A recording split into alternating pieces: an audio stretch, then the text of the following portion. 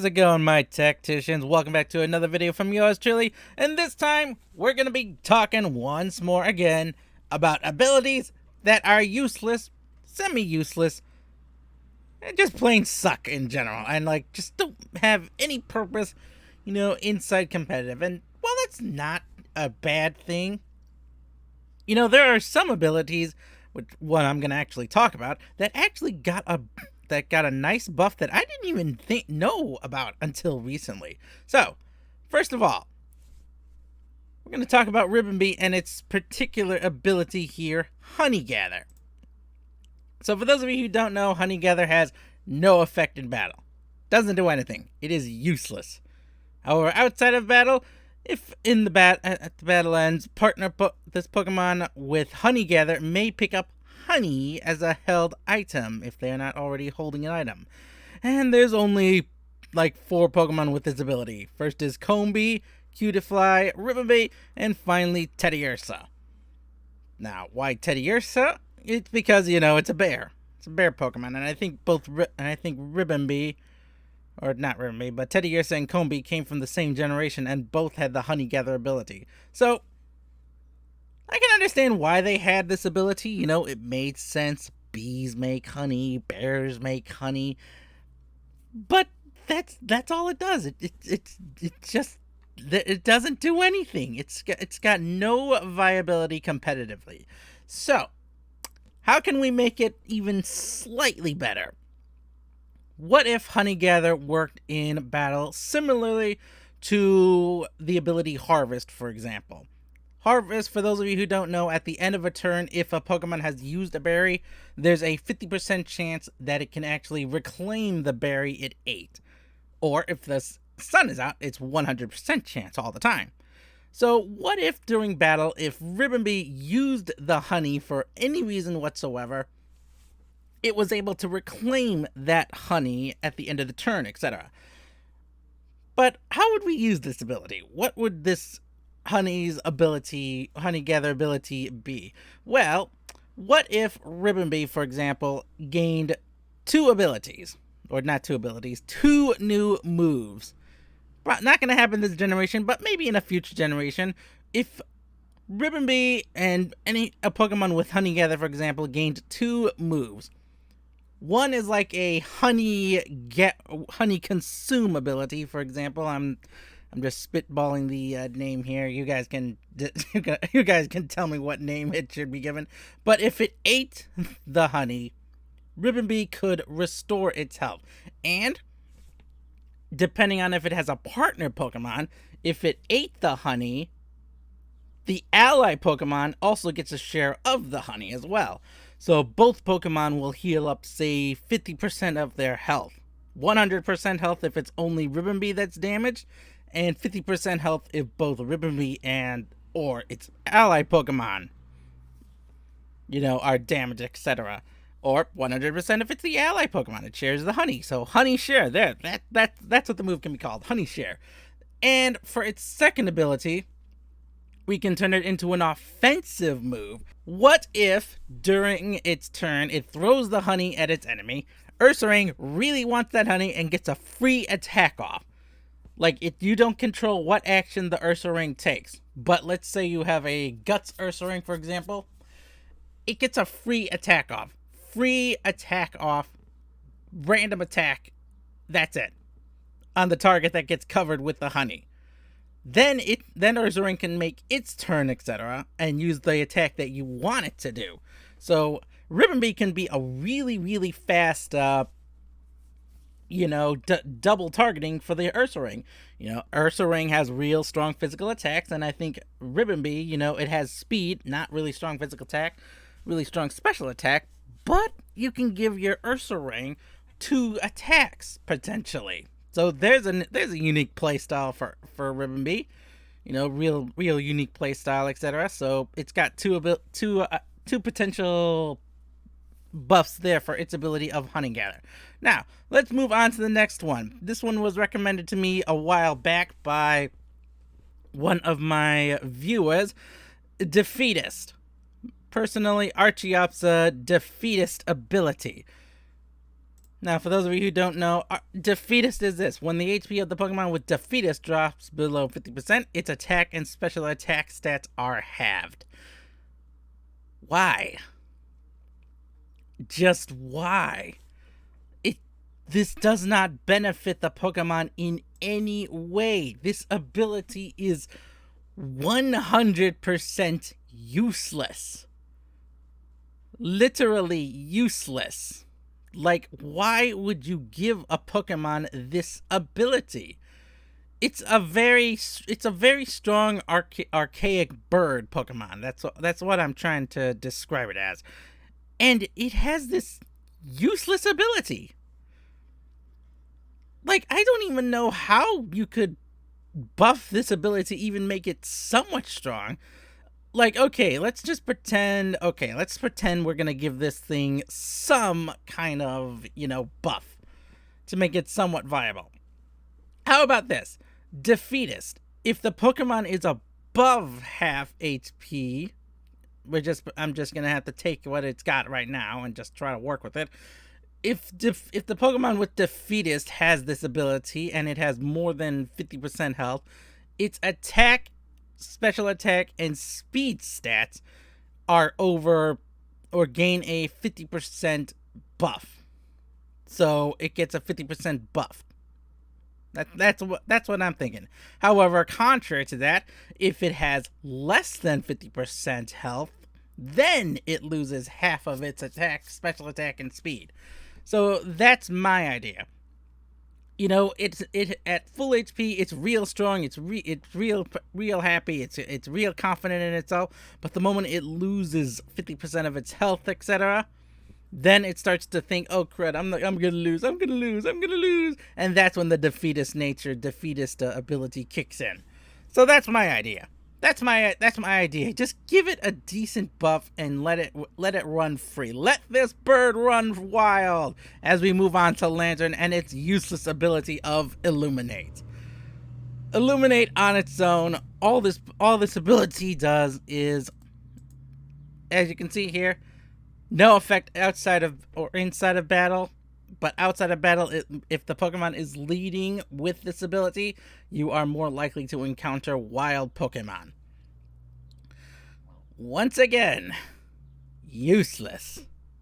And there's a surprising number of Pokemon that have this ability. Not a lot of them are, in this generation. Like, there's only 2 of them with this ability. But what purpose does Illuminate serve? What could we do with Illuminate? Well, one thing that comes to mind is, what if Illuminate allowed you to see what the opposing Pokemon your opponent's trainer is running? Like, in battle, for example, you can't see what team they're bringing. But let's just pretend, for example, that Lantern here, if you were to lead an Illuminate Lantern for whatever reason, you could see what your opponent is bringing. That's what I'm thinking. What if, Illuminate could see what Pokemon he's running in the background? Like, in a 6v6 setting, this is kind of useless, but for a competitive 4v4 setting, or even singles 3v3, that can be impressive. Knowledge is power. That gives you a massive forewarning of what your opponent has. Like, you could just lead with Lantern. You could Scarf it, for example. Like, I'm just spitballing here. You could Scarf it, for example. Give it Volt Switch. I think maybe Lantern learns Volt Switch. Just see what your opponent runs, swap out, and that's it. That's what Lantern does. Just gets in, gets out of dodge. That's what I'm thinking for Illuminate. And that's pretty much it. That's all I can think of for Illuminate. It's a useless but maybe useful ability if it were to, illuminate what your opponent brought. And now we move on to Pickup. So, Pickup. This is another ability that, inside battle, it's kind of useless. But I've recently learned that Pickup actually has an ability in battle, inside of battles. So normally outside, people only ever use it for outside of battles, in which after a battle ends, Pokemon with Pickup has a 10% chance of picking up a random item if they're not already holding an item. May include Ultra Balls, rare candies, potions, TMs, etc., etc., etc., etc. But during battle, this is where I learned it actually has a use inside of battle. Actually makes me think of wanting to try this now. Pokemon, if they use single held items, Pokemon with Pickup will actually obtain the used item if they're not already holding one themselves, and it can be used again. So think about that. If a Pokemon with Pickup, for example, was placed alongside a terrain setter, uses the C that it's using. Oh man, this could be nasty. This could be really nasty. If you think about it, I gotta actually, brain theorize this actually. Yeah, I gotta think about this. But that was a unique buff that I didn't actually know about Pickup until recently. And now we move on to another useless ability, and this one goes to Silvally. Oh, Silvally. So hyped during Alola. And your ability, oh boy, just your discount Arceus. I can't get over that. You're just discount Arceus. Nothing wrong with that, but it's the RKS system. Basically, it's Arceus's ability, and that's it. If you give Silvally to hold a certain memory, it becomes the type of that memory. So if it's holding a poison memory, then it becomes a poison type. The one benefit of switching its type using this ability is that its signature move, where is it? Multi-attack, there we go, becomes whatever type Silvally becomes. So standard Silvally is just a normal ability, or normal typing, so multi-attack becomes the normal type, and that is it. But if it becomes like a poison type, then multi-attack becomes a poison type. The problem is, in this new meta where items are super, super powerful, super useful, Silvally can't afford to just give up that item. It can't afford to give up that item slot. If you really give up that item slot to just change Silvally's type, there's nothing Silvally will be able to do. Like, okay, you want to run a choice Scarf Silvally, but then you'll have to accept that you won't be able to hit ghost types half the time with your signature move. You'll be weak against rock types and steel types. You will have a hard time against fighting types, etc. But if you try to, change it to another typing, okay, I don't want to be, deal with pranksters all the time, so I'm going to give myself a dark type. Well, that still doesn't solve the problem with the fighting types, and now you gotta deal with the fairy types. Yeah, there's a lot you don't get to do with Silvally. But how can we fix this? How can we fix that? Well, one method that I could think of is if they gave this poor Silvally a buff. Give Silvally this buff where it applies the memory type, etc., so that it doesn't have to hold the disc in its claws or something.